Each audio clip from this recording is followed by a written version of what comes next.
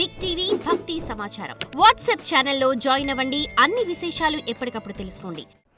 Big TV ప్రేక్షకులకు నమస్కారం. మాఘపురాణం ప్రత్యేక కార్యక్రమానికి సాదర స్వాగతం.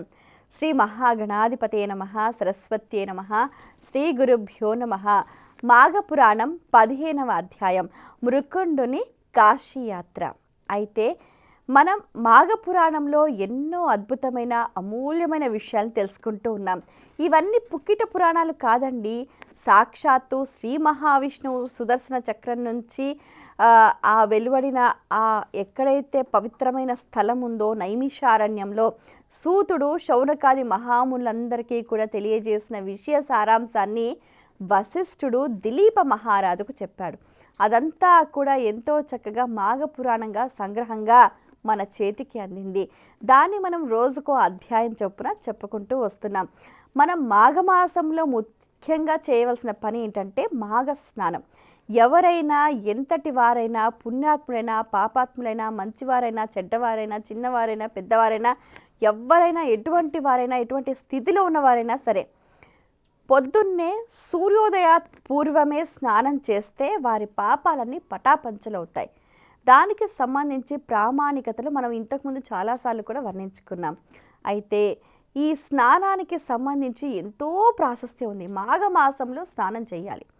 ఈ స్నానం చేస్తే సరే, అది కూడా ఎక్కడ స్నానం చేయాలి? నదీ స్నానం చేయాలి.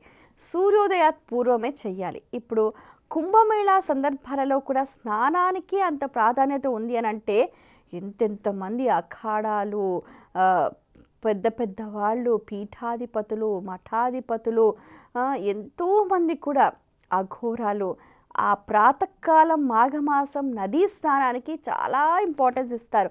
దీనికి సంబంధించి వివరణ మనకు ముఖ్యంగా పద్మపురాణంలో చెప్పారు. చాలా అద్భుతంగా వర్ణించారనమాట. సో దాని అంతటినీ కూడా సంగ్రహంగా మనం అంతా కూడా చర్చించుకునే ప్రయత్నం చేస్తున్నాం. అయితే ఇక్కడ మృకుండుని కాశీయాత్ర. మరి ఈ మృకుండుడికి కాశీయాత్రకి సంబంధం ఏంటి? మనం తెలుసుకున్నాం. ఏంటి? వివాహం తెలుసుకున్నాం. 8 రకాల వివాహాలు తెలుసుకున్నాం. గృహస్థ ధర్మాలు తెలుసుకున్నాం. స్త్రీ ధర్మాలు తెలుసుకున్నాం. పతివ్రత ధర్మాలు తెలుసుకున్నాం కదా. ఇవన్నీ తెలుసుకున్న తర్వాత ఒక వంశవృక్షము, ఒక కుటుంబము, ఒక బాధ్యత అన్నది తెలుసుకున్నాం. ఆ తర్వాత వాట్ నెక్స్ట్?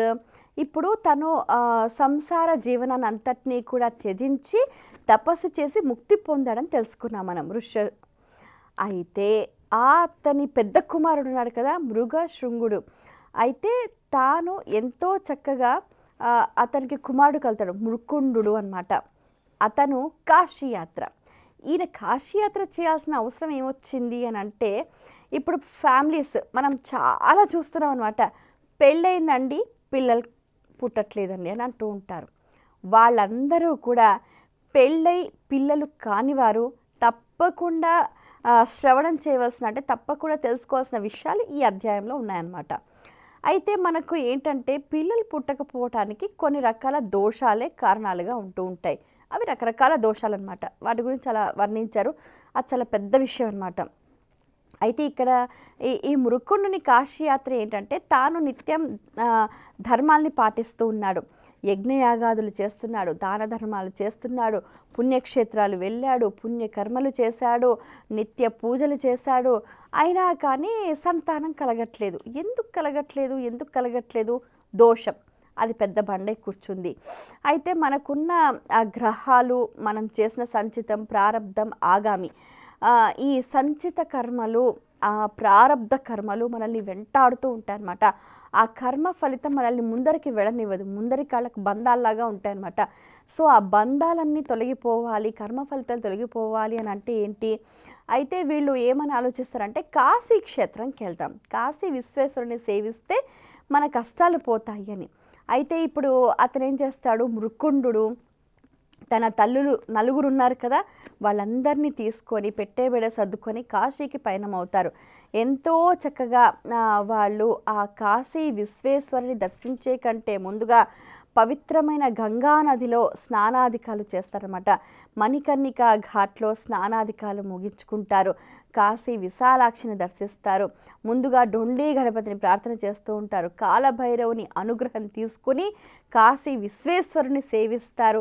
ఎంతో చక్కగా మణికర్ణిక ఘాట్లో ఒక్కొక్క తల్లి పేరు పైన ఆ మృకుండు ఒక్కొక్క శివలింగాన్ని ప్రతిష్ఠించి నిత్యము కూడా అభిషేకం చేస్తూ ఉంటాడు. శివుడి గురించి ఘోరంగా తపస్సు చేస్తూ, అంటే ఏంటంటే ఒక్కొక్క క్షేత్రానికి ఒక్కొక్క ప్రదేశానికి ఒక్కొక్క ప్రాముఖ్యత ఉంది అన్నమాట. అంటే ఇక్కడ ఏంటి, మృకుండు కాశీయాత్ర చేయటంలో ఉన్న ఆంతర్యం ఏంటి అని అంటే, ఎవరికైనా సంతానం కలగకపోవటానికి ఉన్న దోష నివృత్తికై పలానా ప్రదేశానికి వెళ్ళి పలానా దేవుణ్ణి సేవిస్తే మనకు ఫలితం కలుగుతుంది అన్న విషయాన్ని మనకి ఇందులో తెలియజేశారనమాట. సో ఆ రకంగా ఈ మృకుండు కాశీకి వెళ్ళటము, శివుణ్ణి సేవించటము, అలాగే తన తల్లులందరినీ కూడా తీసుకెళ్ళటము. అక్కడ ఆ తర్వాత కాలక్రమేణా ఏమవుతుందని అంటే, ఆ తల్లులు నలుగురు కూడా సేవిస్తూ వాళ్ళు తుది దశకు చేరుకొని వారి ప్రాణాలు విడుస్తారనమాట. అదే సమయంలో శివుడు వాడి చెవులో ఓంకారాన్ని చెప్తాడు, వాళ్ళకి ముక్తి లభిస్తుంది. ఆ తర్వాత ఇతను ఏంటంటే అక్కడే గోమతి నదీ తీరం దగ్గర ఒక పర్ణశాలను ఏర్పాటు చేసుకొని ఇంకా శివుడి గురించి ఘోరమైన తపస్సు. ఎందుకు అనంటే పుత్రులే ఎందుకు కలగాలి అని అంటే అంటే తన ధర్మం అన్నమాట. తనకి ఇంకా భవిష్యత్తు ముందు తరాలు అనేవి ఉండాలి కదా, వంశవృక్షం అనేది పెరగాలి కదా.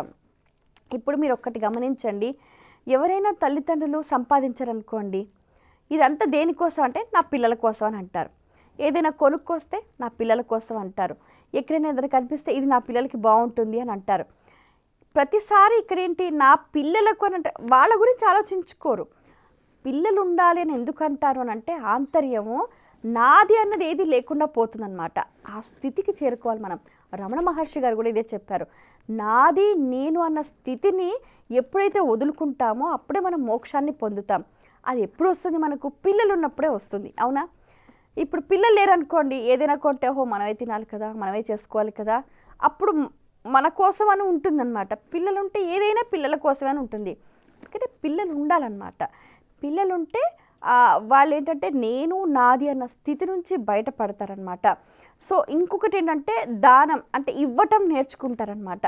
మనం మన దగ్గరే ఉంచుకుంటే దాన్ని ఏం ప్రయోజనం ఉండదు, ఇవ్వాలి. మనం ఏదైతే ఇస్తూ ఉంటామో అదే పెరుగుతూ ఉంటుందన్నమాట. ఆ విషయాన్ని కూడా మనం ఇక్కడ పట్టుకోవాలన్నమాట. సో ఆ విధంగా పిల్లల కోసం ఘోరంగా తపస్సు చేస్తాడు. ఈయన తపస్సు చూసి మిగిలిన వాళ్ళంతా అయ్యో అబ్బాయి అంతగానం తపస్సు చేస్తున్నాడు, పరమేశ్వర అనుగ్రహించవా అంటే సరే అతనికి టెస్ట్ పెడతాడు. పెట్టిన ప్రతి టెస్ట్లో అతను పాస్ అవుతాడు.